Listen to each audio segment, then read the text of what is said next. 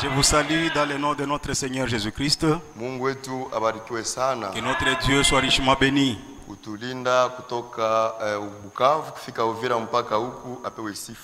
De nous avoir gardés de Bukavu à Uvira jusqu'à Kalemi, que son nom soit loué. Oui, je suis votre frère Josias. Et je viens de Kiwanja. Et je me suis réuni dans certaines églises au sud Kivu. Et j'ai passé 2 semaines à Bukavu. Ils m'ont recommandé de vous saluer au nom de Jésus-Christ. Oui, les salutations particulières pour le pasteur Shindano. Il m'a envoyé avec des salutations spéciales au nom de Jésus-Christ. Et notre frère Abel de Bukavu, il est notre diacre dans cette église. Que notre Dieu soit richement béni. Et moi je rends grâce à Dieu pour sa grâce de m'avoir agréé que j'arrive dans la ville de Kalemi. Et aussi je remercie l'ancien de l'église, le frère Hassani Jacques et l'ancien Maneno, de m'avoir donné la place de me tenir devant vous. Et avant de donner la chair au prédicateur, ce n'est pas sous l'influence de quelqu'un d'autre, mais c'est par la confiance qu'il nous a donnée. Que le Seigneur vous bénisse. Oui, ainsi donc, sans tarder, levons-nous pour la lecture de la parole de Dieu. Nous lirons dans Ézéchiel makumi tatu na sita, verset 24. Le verset 24, je lirai au nom de Jésus-Christ. Je vous retirerai d'entre les nations. Nitawatoa kutoka mataifa Et mbalimbali je vous ramènerai de tous les pays. na nitawatosha katika nchi zote Et je vous ramènerai dans votre pays. na tawarudisha katika nchi yenu. Je répandrai sur vous nos pires. Nitanyunyiza juu yenu maji yaliyo Et vous safi, serez purifiés. nanyi mutasafishwa. Je vous purifierai de toutes vos souillures Nitawasafisha kwa uchafu et wenu de wote toutes vos idoles. na kwa sanamu zenu zote. Je vous donnerai un cœur nouveau. Nitawapa ninyi moyo Et je mpya mettrai à vous un esprit nouveau. na nitatia ndani yenu roho mpya. J'ôterai de votre corps le cœur de pierre. Nitaondosha kutoka mwili wenu mioyo ya Et je majiwe vous donnerai un cœur de na chair. nitawapatia moyo wa nyama. Alors je mettrai mon esprit à vous. Nitatia roho yangu ndani yenu Et je ferai en sorte que vous suiviez mes ordonnances. na nitafanya kusudi mupate kufata maagizo yangu, Et que vous observiez et pratiquiez mes lois. Amen. mupate kushika na kuishi sheria zangu. Amina. Jean chapitre 12. Yohane sura 12. Jean chapitre 12. Yohane sura 12. Jean chapitre 12. Yohane sura 12. Verset 26. Mustari 26.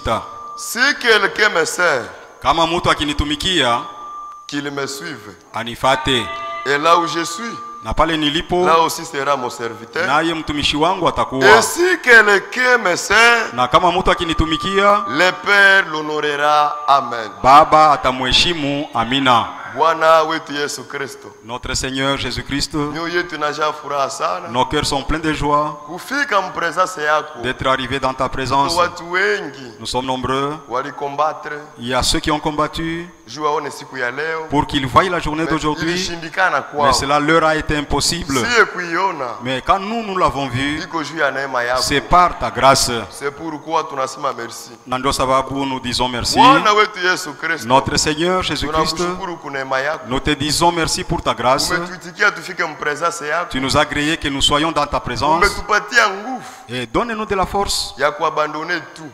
d'avoir tout abandonné, Kufunga makazi yetu. d'arrêter nos Kuacha travaux, mipango yetu. arrêter nos travaux, Upewe sifa juu umetuwezesha. parce que tu nous as fait grâce. Ce n'est pas par la force de l'homme, mais c'est par ta force à toi. C'est pourquoi nous nous abandonnons à toi. Assiste-nous dans ta grâce. Et nous avons tout quitté pour toi. Assiste-nous, Seigneur. Bénis notre culte. Bénis tous nos programmes. Et bénis tous ceux qui sont venus devant toi. Celui qui est venu malade, Seigneur, qu'il ait la guérison.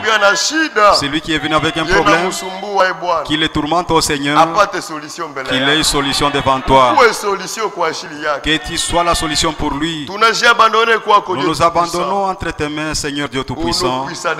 Mujina la Yesu Kristo la uwezo. Amen. Rassoyons-nous et que Dieu nous bénisse. S'il y a quelqu'un qui m'a aimé, s'il y a quelqu'un, ou s'il y a quelqu'un, c'est je. Ou s'il y a quelqu'un qui souffre, s'il y a, oh s'il y a quelqu'un qui m'a sauvé, c'est.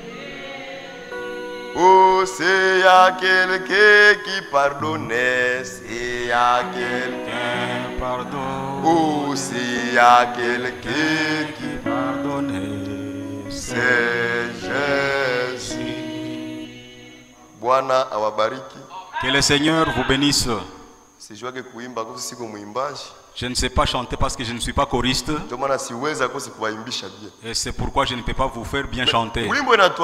Mais le cantique nous dit, s'il y a quelqu'un qui m'a aimé, kama kuko mtu aliyenipenda, s'il y a quelqu'un qui m'a choisi, kama kuko mtu aliyenichagua, ce n'est pas le frère Branham, haiko ndugu Branham, ce n'est pas Ewald de Frank, haiko Ewald de Frank. Amina. Amen. S'il y a quelqu'un qui m'a élu, kama kuko mtu aliyeniteula, ce n'est pas Hassan Jacques, haiko Hassan Jacques. Amen. Amen. Ce n'est pas le Maneno, mais c'est le Jésus-Christ. C'est pourquoi, bien-aimé, dans 1 Pierre chapitre 2, verset 25,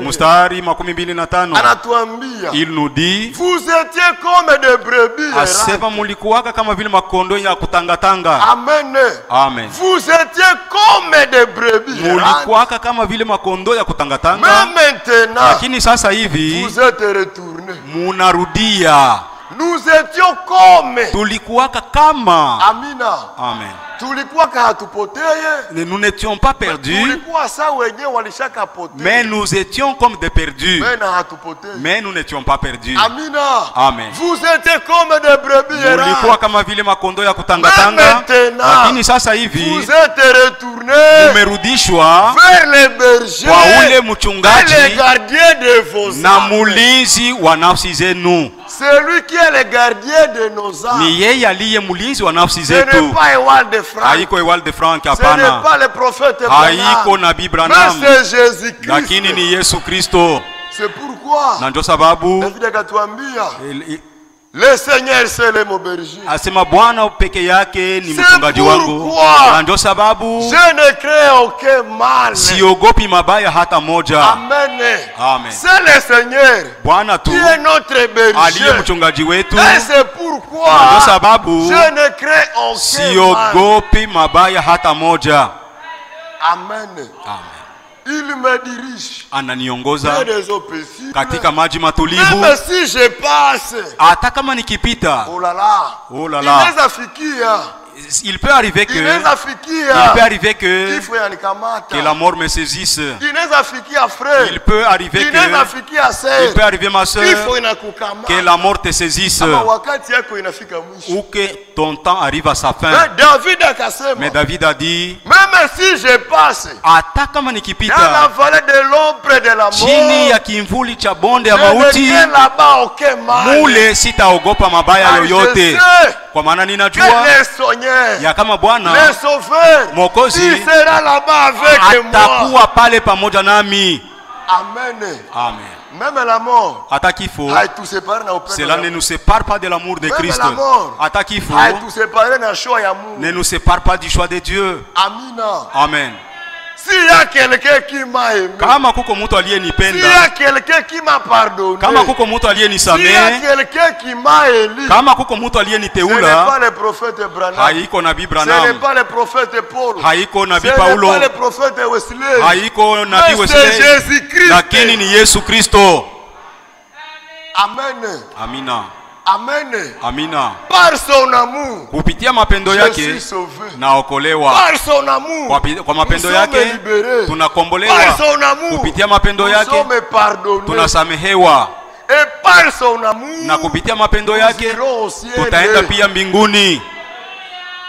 C'est pourquoi na ndio sababu chapitre 12, katika Luka 12, ne crée point petit troupeau, usiogope kundi ndogo, car votre Père qui est au ciel, kwa maana baba yenu wa mbinguni a trouvé bon, aliona vema, a trouvé bon, aliona vema de vous donner le royaume, kwa kuwakabidhi ufalme. Celui qui a trouvé bon, mwenye aliona vema ni yeye, hapana sisi, hapana wewe ndugu yangu, hapana wewe dada yangu, lakini ni Bwana mwenye aliona vema kwa kutukabidhi ufalme wake. Amen. Amen.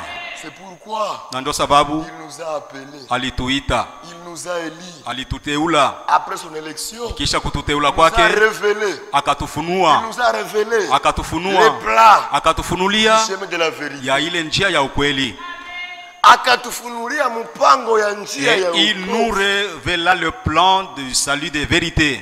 Amina. Amen.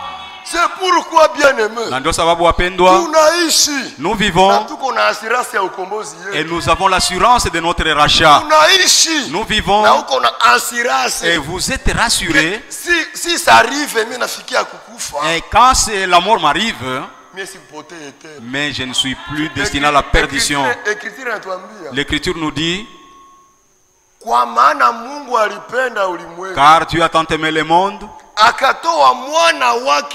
qu'il a donné son Fils unique, afin que quiconque croira en lui, qu'il ne périsse point. L'Écriture ne dit pas que quiconque croira en lui, et qu'il ne soit pas perdu dans l'avenir, qu'il ne soit pas perdu présentement. Quand il croit, immédiatement il devient sauvé. Amen. Pour que quiconque croit en lui ne périsse point, mais qu'il ait la vie éternelle. Amen. C'est pourquoi, bien-aimé, nous ne sommes pas sauvés parce que nous avons été baptisés. Nous ne sommes pas sauvés parce que nous avons entendu le message, mais nous avons été sauvés dans l'éternité, avant même la fondation du monde. Il nous a choisis avant la fondation ya mambo yote. C'est pourquoi il nous a appelés, alituita, il nous a élis, alituteula, il nous a pardonné. Akatusamehe. Dans Isaïe chapitre 43, na katika Isaya 13 verset 25, mstari 25. Amina. Dans Isaïe 43, Isaya 13 mstari 25, Biblia inatuambia, c'est moi, asema ni mimi, c'est moi, ni mimi, qui efface, ni mimi anayeondosha makosa yako, pour l'amour de moi, kwa ajili ya mapendo yangu mwenyewe. Est-ce que nous comprenons l'écriture? Est-ce que nous comprenons l'écriture? Par mon amour, kwa mapendo yangu mwenyewe, j'ai effacé nilizima toutes transgressions, maasi yako yote. Par mon amour, kwa mapendo yangu mwenyewe nimesamehe dhambi zako zote. Par mon amour, kwa mapendo yangu mwenyewe utaenda mbinguni. Par mon amour, kwa mapendo yangu mwenyewe. Amina. Et il a dit, et je ne me souviendrai plus, na hivi sitakakumbukaka tena ya dhambi zako. Je ne me souviendrai plus, sitakumbuka tena hapana juu ya dhambi yako moya, lakini juu ya dhambi zako nyingi, de tous tes péchés. Est-ce que nous comprenons? Et nous lisons un peu. Et nous avons une leçon qui dit, une vie uzima exigé par la parole, uzima ulioshurutishwa na neno, ou la vie exigée par la parole. Amen. Vous savez, mon frère bien-aimé, nous sommes nés dans différentes tribus avec différents parents. Dans l'attitude charnelle, il y a ceux qui ont hérité la douceur de leurs parents. Il y a ceux qui ont hérité de bons caractères de leurs parents. Mais nous ne parlons pas de telles histoires. Oh, ce frère-là était toujours doux et calme. Et depuis très longtemps. Et même avant qu'il ne croie, il était toujours doux. Non. Peut-être c'est sa douceur naturelle. Mais la douceur dont nous voulons parler, c'est elle-là qui a eu lieu en toi par la puissance de la parole de Dieu. Amen. L'Écriture nous dit dans Philippiens chapitre 4 verset 5e, Philippiens chapitre 4 verset 5e, l'Écriture dit, que Dieu nous assiste.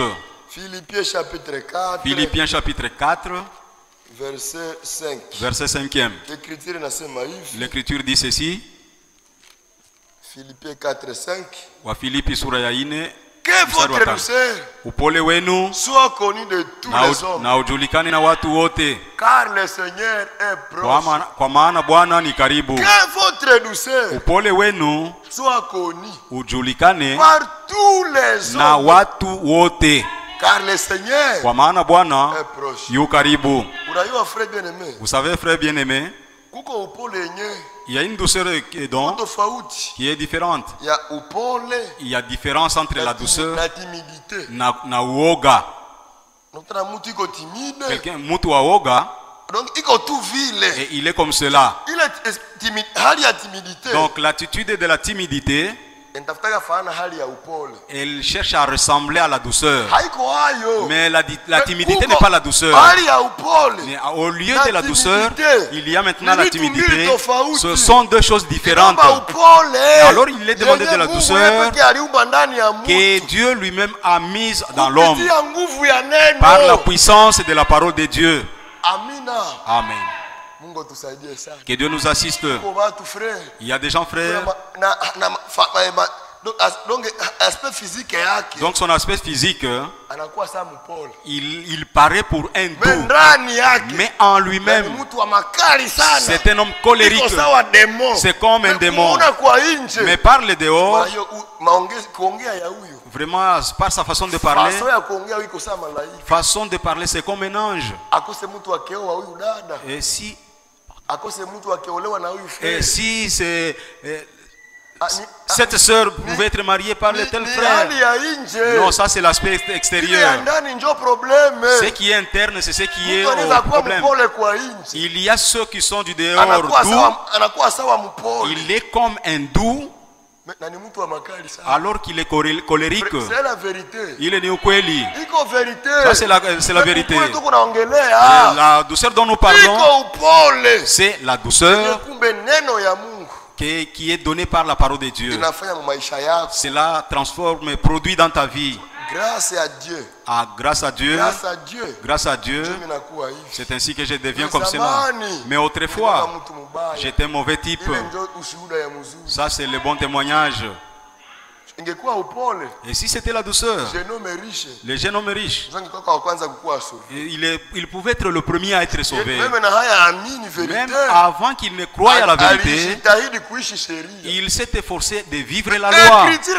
Mais l'Écriture nous dit, nous ne sommes pas sauvés par nos œuvres, mais nous sommes sauvés par la grâce, par les moyens de la foi.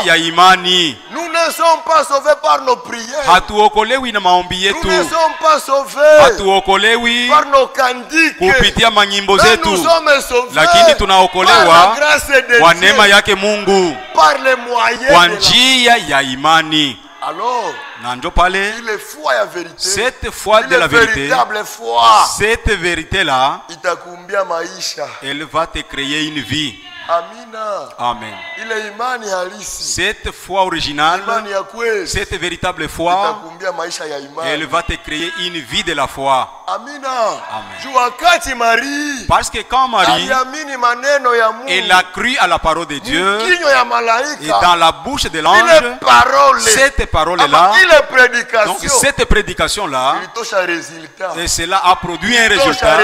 Cela a produit un résultat. Quand Marie a cru, il y a eu le résultat de la foi de Marie. Amen. Et nous de même, quand nous écoutons la parole de Dieu, ne nous arrêtons pas seulement à écouter, ne nous arrêtons pas seulement à prêcher, mais croyons la parole et mettons-la en pratique. Après avoir mis en pratique la parole, nous verrons le résultat de la parole. Et comment tu peux la mettre en pratique avant que tu n'aies cru? Comment tu peux la mettre en pratique en tant que tu ne l'écoutes pas? Cela est impossible. Il faut d'abord croire. Après avoir cru, tu pries à Dieu et qu'il te donne de la force. Et prendre ces choses. Et prendre ces choses au sérieux. Et quand tu prends ces choses au sérieux, Amen. C'est alors que la parole produira les résultats. Est-ce que nous sommes ensemble?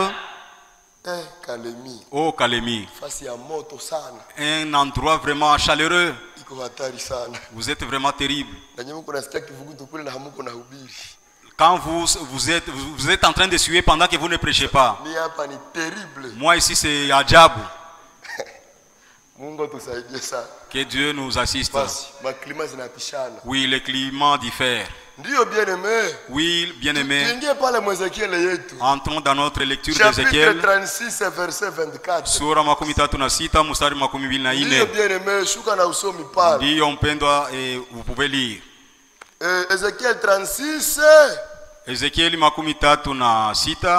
Verset 24. Mstari makumi mbili na nne. Je vous retirerai. Nitawatosha. Amen. Je vous retirerai d'entre les nations. Nitawatosha katikati ya mataifa. C'est moi le Dieu. Ni mimi Mungu. Moi le Dieu puissant. Mimi Mungu mwenye uwezo. Moi le Dieu qui sauve. Mimi Mungu mwenye kuokoa. Moi le Dieu qui pardonne. Mimi Mungu mwenye kusamehe. Je vous retirerai. Nitawaondosha d'entre les nations. kutoka mataifa mbalimbali. Ningetuma Branham. Je pouvais envoyer Branham. Il ne pouvait pas vous retirer de ces pays-là. Il n'a pas de puissance pour sauver. Il est sauvé par la grâce. Na yeye mwenyewe anaokolewa ni kwa neema. Amina. Amen. C'est pourquoi le Dieu qui sauve, Mungu mwenye le kuokoa, Dieu qui pardonne, Mungu mwenye kusamehe, le Dieu qui élit, Mungu mwenye kuteula, que je vous retirerai. Asema nitawaondosha. Moi le Dieu tout puissant, Miye Mungu mwenye uwezo, moi le Dieu créateur, miye Mungu muumbaji, je vous retirerai. Nitawatosha. Amen. Amen. D'entre les nations, katikati ya mataifa mengi, et je vous rassemblerai, na nitawakusanisha de tous les pays, de kutoka mainchi yote. Dans tous les pays, il y a un rassemblement qui s'effectue. Bien-aimé, wapendwa, n'oubliez pas une chose. Nous vivons dans le temps de l'accomplissement de Psaume chapitre 50. 50 verset 6. Rassemble-moi mes fidèles. Nikusanyishie waaminifu wangu. Oh là là. Bien-aimé, wapendwa, rassemble-moi mes fidèles. Munikusanyishie waaminifu wangu. Il est écrit, imeandikwa, ambao nilifanya nao agano. Donc ceux-là avec qui j'ai fait alliance kwa njia ya zabihu, par le sacrifice. C'est pourquoi, bien-aimé, ndio maana wapendwa, mtu mwenye hajipatanisha na zabihu, quelqu'un qui n'est pas encore réconcilié au sacrifice, il n'est pas appelé dans le rassemblement. C'est la vérité. Ni ukweli kabisa. Et notre sacrifice, c'est le Seigneur Jésus-Christ. Il faut d'abord que tu acceptes de mourir ensemble avec Jésus. Que tu acceptes de mourir à cause de Jésus. Accepte. Que tu acceptes. Amen. À cause de Jésus. Que tu sois réconcilié au sacrifice. C'est cela qui fait des dégâts. parmi les frères, parmi les serviteurs de Dieu, parmi les choristes, parmi les diacres. Pourquoi? Parce que beaucoup sont entrés dans les rassemblements pendant qu'ils n'étaient pas encore réconciliés d'abord avec les sacrifices. C'est la vérité. Ni ukweli kabisa. Bien-aimé, wapendwa, vous savez une chose, quelqu'un ne peut pas vivre sans d'abord naître auparavant. C'est la vérité. Ni ukweli kabisa. Personne ne peut vivre sans être né auparavant. Ce qui n'est pas encore né ne peut pas exister. Et notre nouvelle naissance, c'est quand nous avons accepté d'être identifiés avec notre sacrifice, Jésus Christ. C'est là que l'écriture dit tout ce qui est des choses anciennes est déjà passé. Toutes les choses deviennent nouvelles. C'est la vérité. Et maintenant, c'est alors que Dieu te reconnaît dans son royaume. C'est alors que Dieu te reconnaît dans son économie. Lorsque tu entreras dans le rassemblement, dans le royaume pendant que tu n'es pas encore né, la prédication, tu l'entendras comme une histoire. La vie pratique de la parole, maisha ya kutimiza kabisa neno, pour qu'elle soit manifeste, cela sera difficile parce que tu n'es pas encore né au préalable. Alors que pendant que Dieu prêche, pendant que Dieu parle, il parle aux âmes des autres et qu'ils entendent la prédication. Ceux qui sont déjà identifiés au sacrifice, c'est la vérité. Et ils le regrettent à cause de leur mauvaise vie. Ils le regrettent pour les temps anciens. Amen. Est-ce que nous comprenons pourquoi? Parce qu'il est déjà né. Donc tout ce qui est du passé et la prédication, et il le regrette. Quand il écoute la parole de Dieu et que les paroles le condamnent, oh Bwana uko na sheria, mais moi je ne saurais pas de moi-même. C'est la vérité.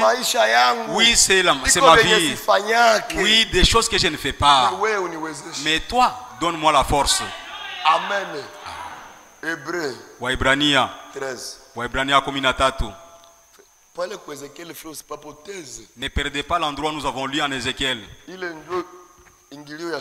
Ça c'est notre fondement de notre leçon. Waibrania 13. Est-ce que nous sommes ensemble l'église? Nous sommes ensemble. Waibrania sura 13 verset 20. Mustari makumi mbili. Que le Dieu de paix, na Mungu wa salama, qui a ramené d'entre les morts, aliyerudisha toka wafu, le grand berger de brebis, mchungaji mkubwa wa kondoo, le grand berger de brebis. Ce n'est pas maneno, ce n'est pas Jacques, mais c'est celui lakini ni ule qui nous a sauvés, ambaye aliyetuokoa, le Seigneur Jésus. Bwana wetu Yesu Kristo. Amen. Amina. Que le Dieu de paix, Mungu wa salama, qui a ramené d'entre les morts, aliyerudisha toka wafu, le grand berger de brebis, mchungaji mkubwa wa kondoo, par ça, atakapoonekana d'une alliance éternelle, kwa agano iliyo ya milele, notre Seigneur Jésus, Bwana wetu Yesu Kristo. Amina. Amen. Vous rendez capable, naye awafanye kuwa na uwezo ya matendo yote mazuri pour l'accomplissement tu ya kutimiza de sa volonté. Ya mapenzi yake. Mungu, Dieu, mwenye alirudisha, Dieu qui a ramené mchungaji mkubwa wa kondoo, le grand berger des brebis, ndani ya mauti, de la mort, akamrudisha tena, il l'a ramené à la vie. Les Hébreux nous disent, et nous-mêmes qui ne sommes pas capables, si vous avez un but, vous avez un objectif, vous avez la soif de vivre la volonté de Dieu, Dieu t'en donnera toujours la force. C'est la vérité. Ni ukweli kabisa. Si en vous il y a un but d'accomplir la volonté de Dieu, wapendwa, Dieu t'en donnera la force. C'est pourquoi dans Esaïe chapitre 58 sura 58 Dieu a dit à Esaïe, éclate ta voix, sonne de la trompette, lance ta voix comme une trompette. Dis au peuple leurs offenses.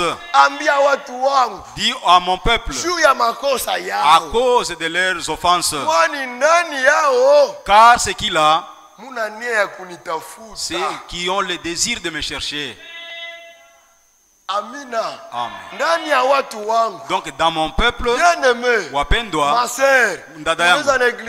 tu peux négliger et tu ne vas pas te tourmenter.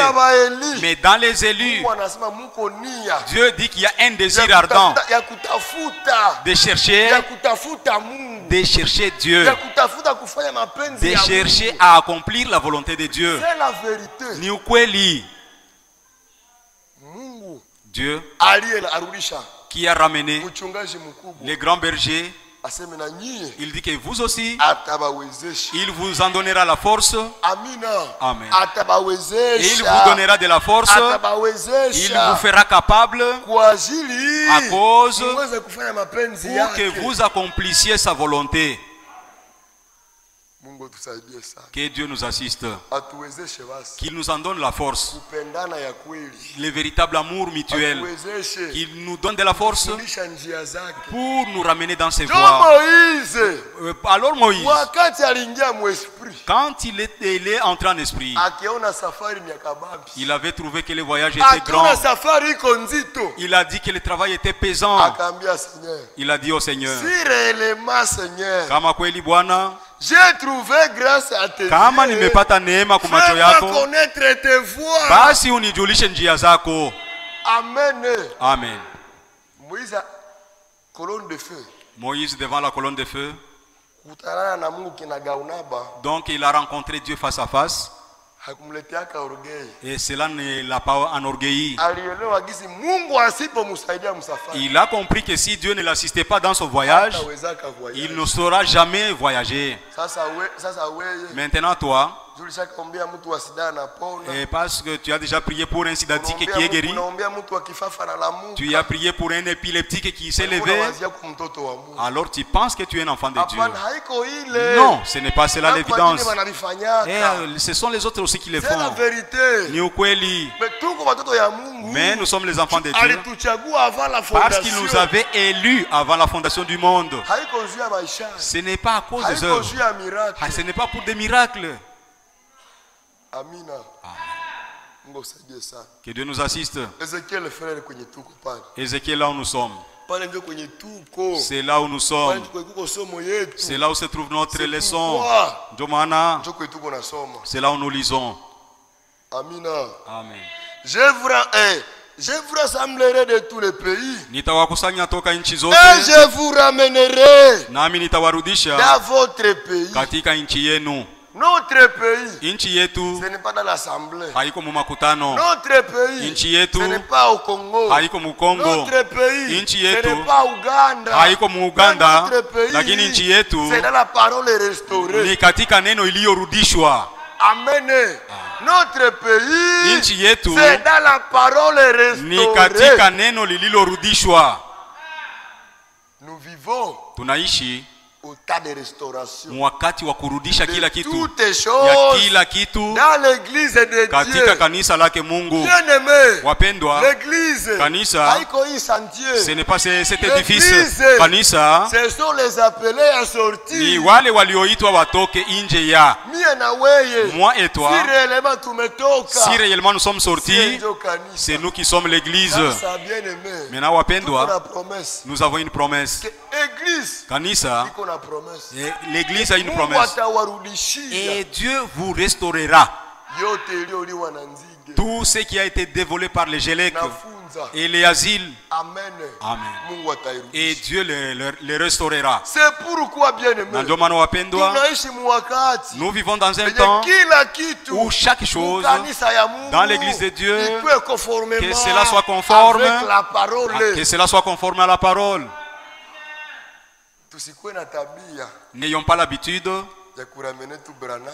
de ramener Branham, ramener les brochures, ramener Franck, mais on ne ramène pas notre vie. Un vrai rameneur, il ramène nuit et jour à la parole de Dieu. Tu peux ramener Branham, mais demain tu es perdu. Mais si tu ramenais ta vie, amen. Si tu ramenais ta vie, est-ce que de la manière dont je vis, est-ce que je vis de la manière des anciennes sœurs, comme les anciens frères? Wapendwa, nous sommes en chemin. Nous n'en sommes pas le premier. Les autres, nous avaient déjà dévancé. C'est la vérité. Ni ukweli kabisa. Si aujourd'hui je prêche l'évangile, je ne suis pas le premier prédicateur et je ne serai pas le dernier. Les autres avaient prêché avant moi. Amen. Et si toi tu es croyant, tu n'es pas le premier croyant. Les autres nous avaient dévancé. C'est maintenant que Jérémie 6, Mustari wa 16, il dit arrêtez-vous. Arrêtez-vous. Même si vous avez beaucoup dansé, vous avez beaucoup sauté, mais tenez-vous d'abord à un moment et considérez. Considérez parmi les grands chemins. Et parmi les grands chemins. Amen. Posez des questions.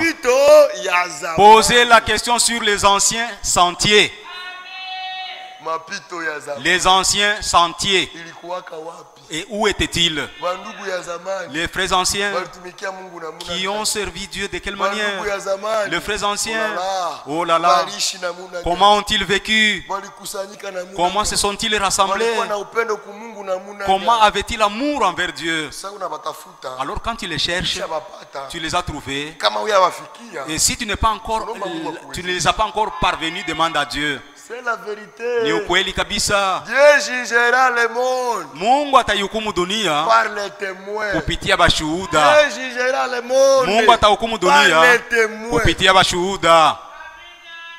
Kila façon. Dans chaque façon. Ata maisha ni magumu. Même si la vie est difficile. Amina. Amen. Même si uko locataire. Même si tu es locataire.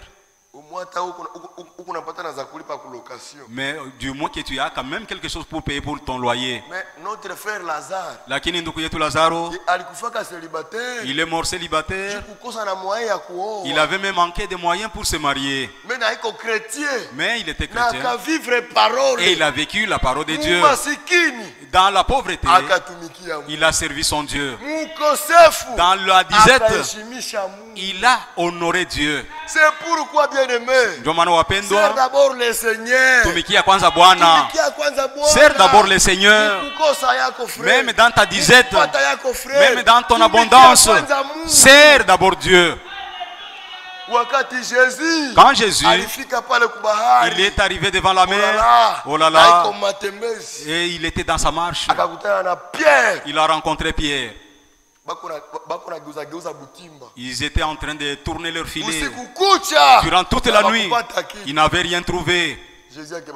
Jésus les salua. Et quelle nouvelle? Oui, c'est bon. Est-ce que vous êtes en paix? Oui, nous sommes ici, mais nous avons souffert toute la nuit.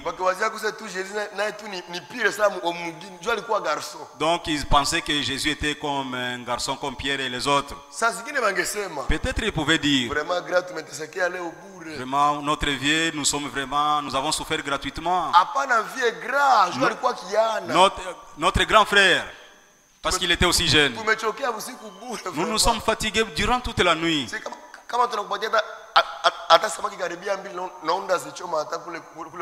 On pouvait même te donner des poissons pour aller les rôtir là où tu es. Jésus a dit il n'y a pas de problème.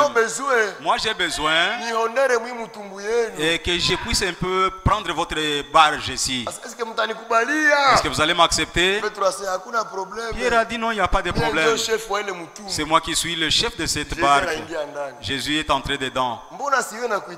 Et je ne sais même pas comment ramer. Viens me ramer au travers de la mer. Je ne sais pas ramer, je ne suis pas habitué à cela. Pierre a dit il n'y a pas de problème. Quand Dieu voudrait faire quelque chose à un homme, il commence d'abord à préparer son cœur. Dans la disette de Pierre durant toute la nuit, donc les pécheurs actuels, il a péché durant toute la nuit sans rien prendre.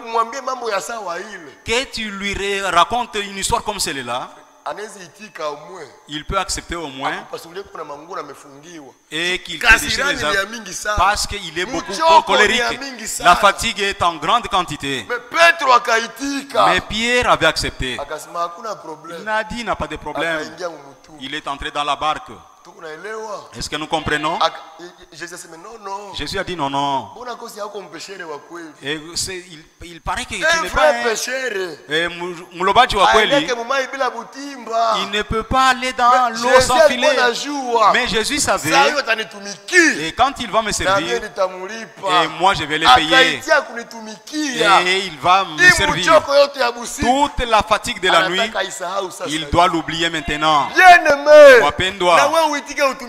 Et toi accepte de servir Jésus. Toute l'ancienne vie que tu mènes, toute l'attitude ancienne, et il te la fera oublier. C'est la vérité. Pierre a dit oui, c'est vrai. Il a dit que malgré que tu n'es pas habitué à la mer, mais tu as quand même de l'expérience. Pierre est venu avec le filet et l'a mis dans la barque. Ils ont commencé à ramer. Il a d'abord laissé que Pierre commence à le servir. Et pour lui donner mes poissons, celui-ci, et qu'il ne me sert pas, non, cela est impossible. Il faut qu'il me serve d'abord et qu'il se fatigue d'abord. Maintenant, à la fin, c'est alors que je vais le reposer. Wapendwa. Pierre est passé là. Et Pierre est passé.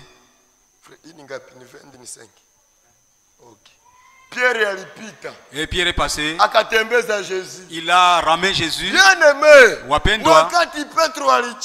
Quand Pierre était fatigué, Yesu anaelewa.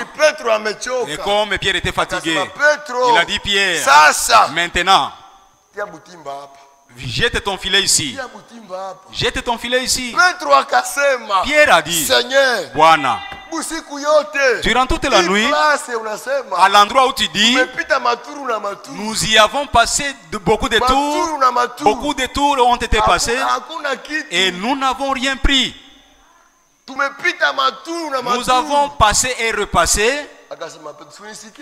Il a dit Pierre, écoute-moi. Il a dit à Jésus, maintenant moi je n'ai aucune autre espérance. Je n'ai aucun autre espoir. Lakini kwa neno lako Bwana. Amen. Kwa neno lako Yesu. Moi je jette le filet. Il a jeté le filet à l'endroit à cause de la parole de Jésus. Et toi aussi dans ta prière. Donc nous avons fait l'introduction de notre leçon. Dans ta prière mon frère, dites au Seigneur, je me suis rassemblé pour ta parole. J'ai arrêté mes activités, Seigneur. J'ai fermé ma porte à cause de ta parole. Et maintenant, paye-moi comme Pierre. Tu es le même hier et aujourd'hui et éternellement. Seigneur, Bwana, j'ai abandonné la boisson à cause de ta parole. J'ai abandonné le mensonge à cause de ta parole, Seigneur. Et moi, paye-moi à mon tour. Wapendwa. Pierre avait dit à Jésus, nous avons tout abandonné tuliacha mambo yote Bwana à cause de toi. Kwa ajili yako Nous weye. avons abandonné les amis. Tuliacha marafiki. Nous avons abandonné nos biens. Tuliacha mali yetu à cause de toi. Kwa ajili yako we Yesu. Oh là là. Tutapata nini sasa? Qu'est-ce que nous gagnerons de toi maintenant? Jésus lui a dit, kila mwenye aliacha, quiconque a laissé ndugu yake, ses frères, shamba yake, ses champs, kwa ajili yangu, à cause de moi, na kwa ajili ya habari njema, et à cause de la bonne nouvelle, amina, atapata ya zaidi, il aura au centuple. Frère bien-aimé, wapendwa, atapata ndugu wengi, il y aura beaucoup de frères, baba wengi, beaucoup de pères, mama wengi, beaucoup de mères, pamoja na mateso, et aussi avec les persécutions, na mwisho wake uzima wa milele. Et en fin de compte la vie éternelle. Mateso niko promesse, mais aussi les souffrances sont une promesse. Amen. C'est la vérité. Iko écrite. Cela est écrit. Amina. Amen. C'est pourquoi nous avons l'écriture de consolation qui dit ces jours-là maintenant, quand nous serons devant sa face, wapendwa, quand tu te rencontreras, tu as déjà revêtu un autre corps, tu es devenu un jeune de 18 ans, nous serons ivres vraiment de vertige. Nous allons nous étonner de nous-mêmes. Lorsque tu te retrouveras, tu as déjà revêtu un autre corps. Tu es parvenu dans la présence du Seigneur. Tu dis, oh Jésus, est-ce que c'est moi vraiment? C'est-à-dire en ce moment, donc, donc la mort est terminée. Donc l'enterrement est arrêté. La maladie est arrêtée. C'est alors que Jésus nous dira, asema mioyo yenu isifadhaike, mwaminie ndani ya Mungu na mwaminie vile vile ndani yangu. Malgré tant de difficultés, ingawa magumu mengi, ingawa majaribu mengi, ingawa vishawishi mingi, ingawa mashida mengi, oh ndugu mpendwa, dada mpendwa, moyo wako usifadhaike kamwe. Aminia tu ndani ya Mungu. Aminia tu ndani ya Mungu. Je veux asema ninakwenda kuandalia nafasi kule hakuna magonjwa, kule hakuna makaburi, amina, na kule hakuna mashida. Naenda kuandalia nafasi, nitakarudiaka tena na nitawatwala pamoja na mie, ili kwamba pale kwenye niko na mweye mupate kwa pale. Et il nous a dit, si cela n'était pas kama isingalikuwa hivi, moi-même Jésus, mimi mwenyewe Yesu, je vous l'aurais dit, ningaliwaambia wazi, je vais pour vous lakini hivi nakwenda kuandalia nafasi yote. Si cela n'était pas, kama ili singalikuwa, moi-même, mimi mwenyewe ningaliweza kuwaambia, moi-même, je ne pouvais pas vous craindre. Je ne pouvais pas avoir honte de vous. Non, non. Mais je vous l'aurais dit clairement. Donc, adorez calmement. Priez doucement. Gênez doucement. Et le ciel est ici, il n'y a pas de différence. Mais Jésus a dit, il y a une différence entre la terre et là où je vous prépare des places. Là, il n'y a pas de tombe. Là, il n'y a pas d'enterrement. Amen. Si cela n'était pas, kama ile singalikuwa, ningaliwaambia wazi. Je ne pouvais pas envoyer Paul. Maintenant Paul, oh Paul, aie pitié de moi. Dites aux gens de me pardonner. Je leur avais déjà trompé, mais j'ai manqué de moyens et pour venir les prendre. J'ai manqué la technique à utiliser. Non. Il nous a dit, Pierre, le Seigneur ne tarde pas Bwana hagawiyaki kwa kutimiza ahadi yake, lakini Bwana anatumikisha uvumilivu kwenu, asiyetaka hata mmoja katikati yetu, hata mmoja katikati wetu asipotee, lakini anapenda wote wafikie hata toba. La repentance, il faut se retourner. Tu acceptes de faire un demi-tour. Tu acceptes d'abandonner la vie de suivre à cause de la parole. Dis au Seigneur, ma soeur, Seigneur, même avec mon offrande, je l'offre à cause de ta parole. Donc je n'ai rien trouvé, mais à cause de ta parole, j'ai offert ma dîme. Et souviens-toi de moi dans tous mes problèmes. Des problèmes spirituels, tant spirituels que charnels. N'ayons pas cette habitude. Donc vous offrez les dîmes et les offrandes. Il n'a pas à kusema na kusema. Il faut kusema. Unamwambia Bwana. Tu dis au Seigneur, je te donne ta dîme, Seigneur. Je te donne ton offrande. Et moi aussi puisse me travailler. Et pour cela puisse m'aider, que j'offre, mais sans vivre la parole. Cela ne me servira à rien, que j'offre ma dîme et que je ne vive pas toute la parole. Aide-moi, Seigneur. Tu as dit à Corneille que tes aumônes ont été agréées. Et tu as eu pitié de Corneille. Et tu as agréé les sacrifices de Corneille. Sans la véritable foi, cela est foutu. Et tu eus pitié de lui. Et tu t'es révélé à lui. Car ces offrandes, tu lui avais retournées. Et que tu puisses avoir leur intérêt. Que le Seigneur nous bénisse. Dans le nom de Jésus-Christ. Tout a endelea. Que Dieu vous bénisse.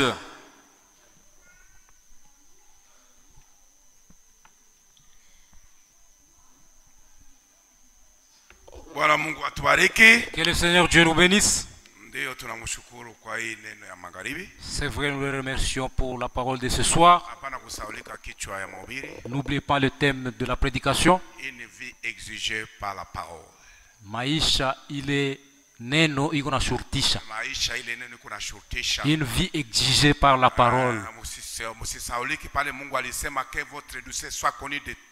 N'oubliez pas pale Mungu anasema upole wenu ujulikane na watu wote. Que notre douceur soit reconnue de tout homme. Sasa Bwana ni karibu. Il n'y a plus le temps. Lèvons-nous. Que chacun de nous prie Dieu selon qu'il a suivi la parole. L'Esprit dit ici, la vie ancienne doit passer et toute chose doit devenir nouvelle pour nous ce soir. Il en est ainsi pour toi, ma soeur, mon frère. Est-ce que tu vis dans l'ancienne vie? Jésus revient. Prions tous ensemble.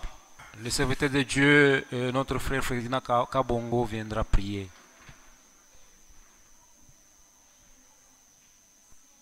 Merveilleux Père Céleste, Wadamani Baba wa mbinguni, ce soir te disons merci magharibi ya leo tunakupigia asante pour avoir parlé au cœur de chacun de nous. Tunatoka kusema kwa moyo wa kila mmoja wetu Bwana. Merci pour ta parole. Asante kwa neno yako Seigneur. Bwana, nous la recevons tunaipokea comme ta parole. Kama vile neno yako. Oh Dieu. Mungu, aide chacun de nous. Saidia kila mmoja wetu. Que sa douceur soit connue de tous. Munamna upole wake ujulikane kwa watu wote. Donne-nous la capacité. Tupatie uwezo Bwana de mettre ta parole en pratique. Ya kuishi neno lako. Que nous ne soyons pas des auditeurs oublieux. Tusiwe watu bakusikia tu na kusaulika. Parce qu'en vivant ta parole, ndio tukiishi neno lako. Il y a un intérêt dans ça. Kuko faida kuishi neno lako. Je vais vous préparer une place. Unasema naenda kuandalia fasi. Si cela n'était pas, kama ingekuwako, je vous l'aurais dit. Ningeliwaambia. Mais lakini comme la vérité sort de ta bouche, vile ukweli unatoka kwa kinywa chako, ile wewe unasema kitatimilika.